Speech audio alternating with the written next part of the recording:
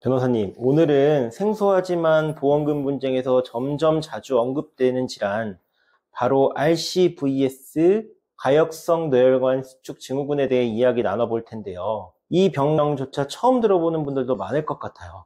그렇지. 보통 두통이라고 하면 그냥 진통제 먹고 넘기잖아? 그런데 RCVS는 그런 수준이 아니야. 말 그대로 뇌혈관이 갑자기 좁아졌다가 다시 풀리는 굉장히 특이한 병인데 증상도 강렬해. 벼락 맞은 것처럼 갑자기 극심한 두통이 터진다고 해. 편두통이랑 비슷하다고 생각하면 안 되는 거네요. 그런데 이렇게 뇌혈관에 문제가 생긴 건데도 보험금 지급이 거절되는 경우가 있다고 들었어요.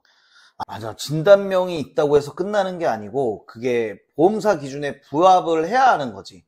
특히 진단서에 어떤 질병 코드가 기재되느냐가 보험금 지급 여부를 결정을 하겠지. I67.8처럼 뇌혈관 질환으로 인정되는 코드는 괜찮지만 G44.8이나 R51 같은 두통 관련 코드는 보험사에서 뇌혈관 질환으로 보지 않기 때문에 거절될 가능성이 높다고 하더라고요. 그렇지. 환자가 실제로 RCVS 진단을 받았어도 병원에서 그 진단 코드가 G44.8로 나가버리면 보험금을 못 받는 일이 생겨버려.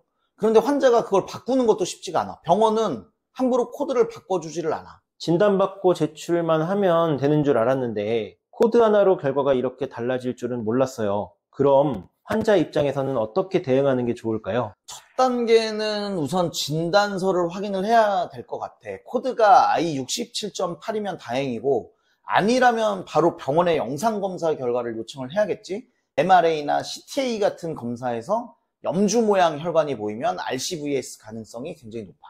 그럼 영상 자료도 확보해야겠네요. CD에 담아서 받고 판독 결과지까지 챙겨야겠어요. 맞아. 영상 자료랑 판독서 확보는 기본이고 가능하다면 담당 의사한테 RCVS 관련 진단 소견을 간단하게라도 받아두는 게 좋아. 보험금 청구 전에는 전문가 상담도 꼭 받아보시는 게 좋고.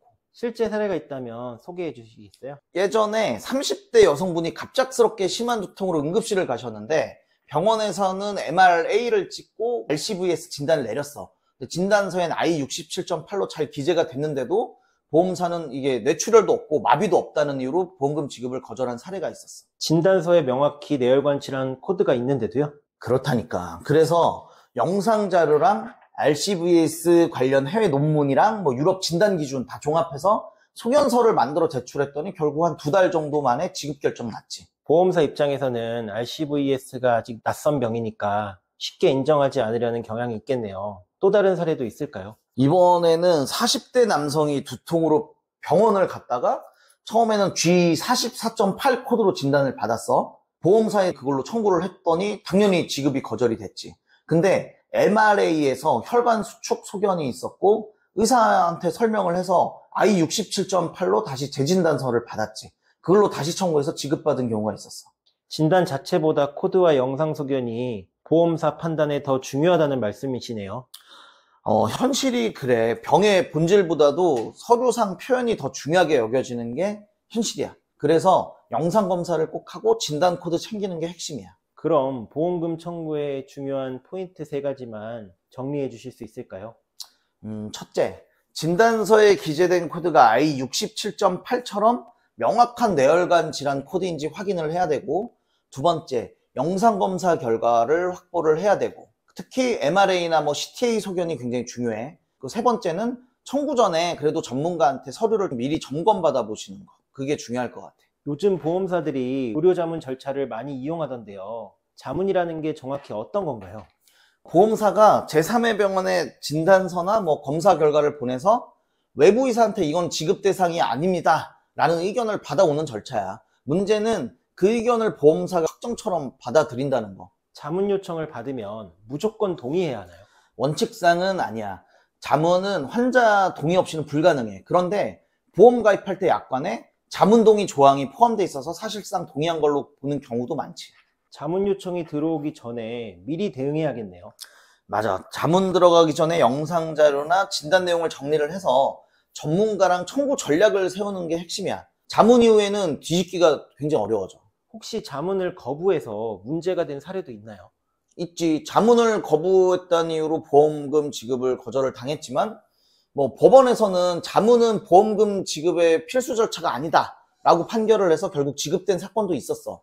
근데 다만 소송까지 가면 시간하고 비용이 너무 많이 들지. 결국 보험금 분쟁에서 중요한 건 보험사가 아니라 가입자가 얼마나 준비했느냐겠네요. 정확해. 보험사가 알아서 잘 처리해 줄 거라는 기대는 하시면 안 돼. 그래서 진단서나 영상자료, 그리고 전문가 조언까지 미리 세팅을 해두는 게 가장 확실한 방법이라고 보면 돼. 오늘 내용이 정말 알차고 현실적인 조언이었는데요. 마지막으로 시청자분들께 조언 한마디 부탁드릴게요. 두통이 평소랑 다르다면 그냥 넘기시지 말고 반드시 좀 영상 검사를 받아보시는 게 좋을 것 같고, 그리고 보험금 청구할 때는 진단서 코드나 뭐 영상 자료, 전문가 조언 이 세 가지가 반드시 핵심이라는 거 기억하셨으면 좋겠고, 그리고 감정적으로 대응하지 마시고 전략적으로 접근하면 대부분 보험금 분쟁은 좋은 결과를 얻을 수 있다. 그렇게 마무리하겠습니다.